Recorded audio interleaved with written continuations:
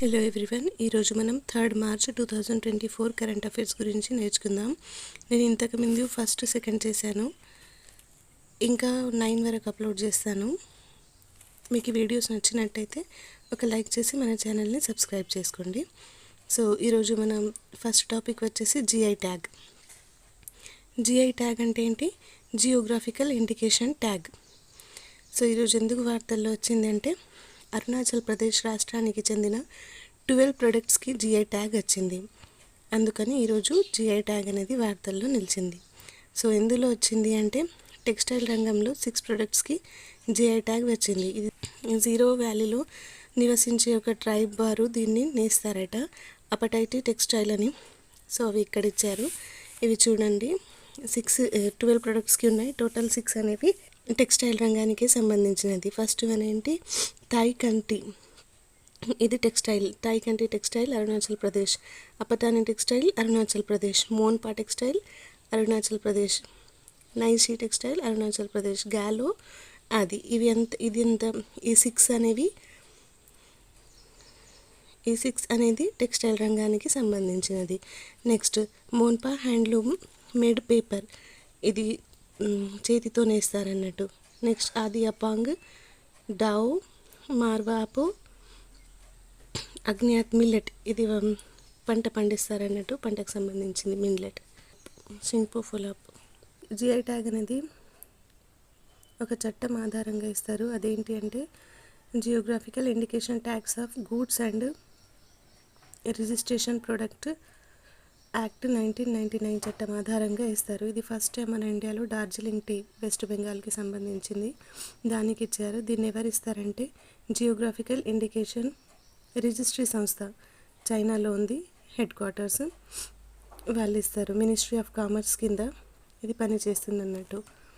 అపేడా సంస్థ అంటే అగ్రికల్చర్. అపేడా అంటే ఏంటి? Agricultural processed food export development authority వారు మన ఇండియాలో జిఐ ట్యాగ్ పొందిన అగ్రికల్చర్ ప్రొడక్ట్స్ని వివిధ దేశాలకు ఎగుమతి చేస్తారు. ఇలా ఎగుమతి చేయడం వల్ల మనకు ప్రాఫిట్ అనేది వస్తుంది. మన ప్రోడక్ట్స్కి ఇండియాలోనే కాకుండా వరల్డ్ మొత్తం ఒక ఐడెంటిటీ లభిస్తుంది. సో ఆ ప్రోడక్ట్కి మార్కెట్ వాల్యూ పెరిగిపోతుంది అన్నట్టు. సో మన తెలంగాణకి ఫస్ట్ టైం 2005లో పోచంపల్లి ఇక్కత్కి జిఐ ట్యాగ్ లభించింది. ఈరోజు మన సెకండ్ టాపిక్ వచ్చేసి లక్షద్వీప్. దీవుల్లో భద్రతా మౌలిక సదుపాయాలను బలోపేతం చేయడం కోసం భారత నావికాదళం అంటే మన భారతీయ నావికాదళం లక్షద్వీపుల్లో మినికాయ్ ద్వీపంలో INS Jatayu, Indian naval ship అన్నట్టు, ఐఎన్ఎస్ జటాయువు అనే కొత్త నావికా స్థావరాన్ని ప్రారంభించనుంది. ఎందుకు ప్రారంభిస్తుంది అంటే, అక్కడ మౌలిక సదుపాయాలు మరియు భద్రత కోసం, మన ఇండియా సేఫ్టీ కోసం అక్కడ ఒక ఐఎన్ఎస్ జటాయువు. ఎక్కడ అంటే మినికాయ్ ద్వీపంలో. ఇది ఎక్కడుంది అంటే లక్షద్వీపులో. నెక్స్ట్ మన థర్డ్ టాపిక్ వచ్చేసి, ప్రపంచంలోనే అతిపెద్ద పామును కనుగొన్నారు. ఎవరు కనుగొన్నారు అంటే శాస్త్రవేత్తలు. ఎక్కడ కనుక్కున్నారు అంటే అమెజాన్ ఫారెస్ట్లో కనుక్కున్నారు. దీని వెయిట్ వచ్చేసి 200 kgs. ఇది 20 feet అంటే 20 అడుగులు. దీని పేరేంటి అంటే యునెక్టస్ అకాయిమా దీని పేరు. దీన్ని ఎవరు కనుక్కున్నారు అంటే ప్రొఫెసర్ ఫ్రిక్ వూంక్ బృందం దీన్ని కనుక్కున్నారు. ఇది భారీ అంటే అతిపెద్ద నార్థన్ గ్రీన్ అనకొండ. నెక్స్ట్ మన ఫోర్త్ టాపిక్ వచ్చేసి, తెలంగాణ సీఎం రేవంత్ రెడ్డి ఇందిరమ్మ గృహ నిర్మాణ పథకాన్ని మార్చి 11న స్టార్ట్ చేస్తారని ప్రకటించారన్నట్టు. అంతనిచ్చిన 6 గ్యారంటీ ఉండే కదా ఎలక్షన్ టైంలో, ఆ 6 గ్యారంటీలో ఇది కూడా ఒకటి అన్నట్టు, ఇందిరమ్మ పథకం. ఫస్ట్ విడతకి 3500 ఇళ్లను మంజూరు చేస్తారని, ఆ నెక్స్ట్ మళ్ళీ సెకండ్ విడతలో మళ్ళీ ఇళ్లను ఇస్తానని ఆయన డిక్లేర్ చేశారన్నట్టు. నెక్స్ట్ మన ఫిఫ్త్ టాపిక్ వచ్చేసి, క్రీడా మరియు సంస్కృతికి సంబంధించిన ఒడిశా సీఎం ఎవరు అంటే నవీన్ పట్నాయక్. ఆయన FIH Odisha men's world cup 2023 అనేతో ఒక కాఫీ టేబుల్ బుక్ని విడుదల చేశారు. 15వ FIH అక్కడ జరిగింది కదా క్రీడలు,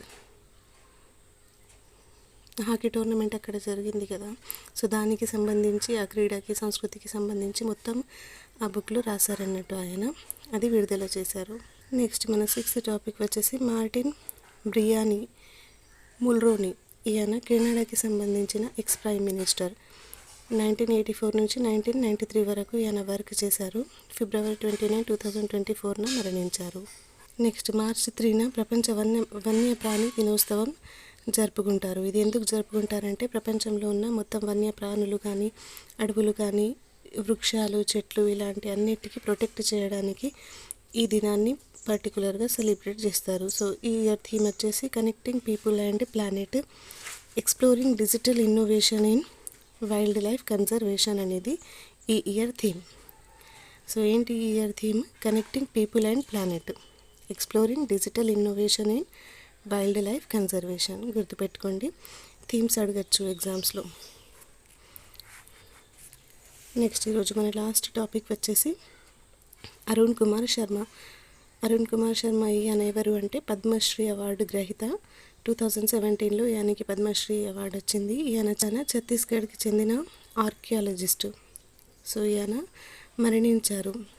పద్మశ్రీ అవార్డు గ్రహీత కాబట్టి గుర్తుపెట్టుకోవాలి. సో ఇవి ఈరోజు వార్తల్లో నిలిచిన కరెంట్ అఫైర్స్. మీకు ఈ వీడియో నచ్చినట్టయితే ఒక లైక్ చేసి మన ఛానల్ని సబ్స్క్రైబ్ చేసుకోండి ఇలాంటి మరిన్ని వీడియోస్ కోసం. Thanks for watching.